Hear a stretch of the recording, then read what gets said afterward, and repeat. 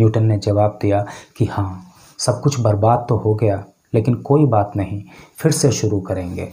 उत्साही कभी होते नहीं हताश, और सूख सूख पत्ते उड़े छूने को आकाश। जो व्यक्ति अपनी बर्बादियों से, अपनी असफलताओं से सबक लेकर चरैवैती के फॉर्मूले पर आगे बढ़ता है, वो एक दिन सफल हो जाता है और दुनिया उसको याद करती है। नमस्कार दोस्तों, मैं हूं एसके सिंह और आज की वीडियो स्पेशली उन लोगों के लिए है जिनकी लाइफ में कुछ बड़ा नुकसान हो चुका है और जो मानते हैं कि उनका सब कुछ बर्बाद हो गया। मन दुखी है, परेशान है, समझ नहीं आ रहा कि क्या करें।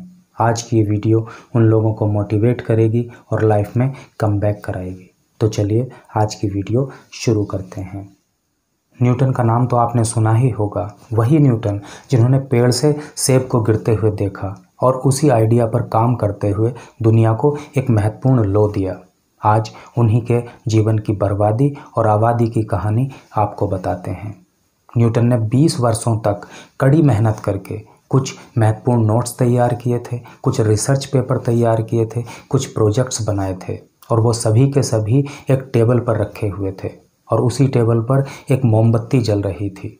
न्यूटन का पालतू कुत्ता जिसका नाम डायमंड था, उसने अचानक जंप मारी और टेबल पर चढ़ गया, जिसकी वजह से वो मोमबत्ती गिर गई और उन पेपर्स में आग लग गई।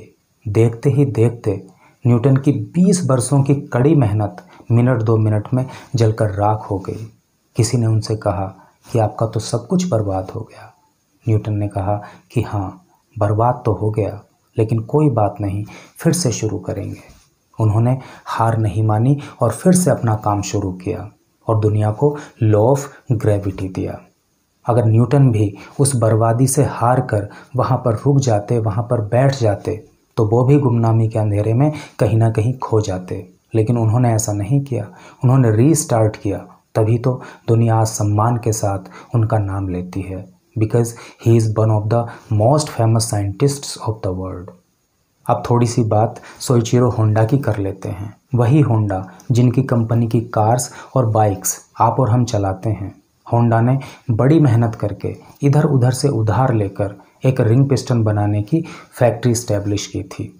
लेकिन कुछ ही दिन के बाद वर्ल्ड वार सेकेंड स्टार्ट हो गया और अमेरिका के बॉम्बर्स प्लेन ने उनकी फैक्ट्री के ऊपर कुछ बॉम्ब्स गिरा दिए, जिसकी वजह से उनकी फैक्ट्री टोटली ध्वस्त हो गई। लेकिन होंडा ने हार नहीं मानी। उन्होंने जैसे तैसे जुगाड़ करके फिर से अपनी फैक्ट्री को रीस्टैब्लिश किया, फिर से फैक्ट्री को खड़ा किया। लेकिन एक बार फिर किस्मत ने उनका साथ नहीं दिया। इस बार जापान के अंदर एक भयंकर भूकंप आया और सब कुछ बर्बाद करके चला गया। होंडा की फैक्ट्री टोटली धराशायी हो गई। होंडा के लिए ये दूसरा बड़ा सेटबैक था। लेकिन होंडा ने इस बार भी हार नहीं मानी और अपने उत्साह का परिचय दिया और उन्होंने इस बात को सही साबित करके दिखाया कि उत्साही कभी होते नहीं हताश, और सूख सूख पत्ते उड़े छूने को आकाश।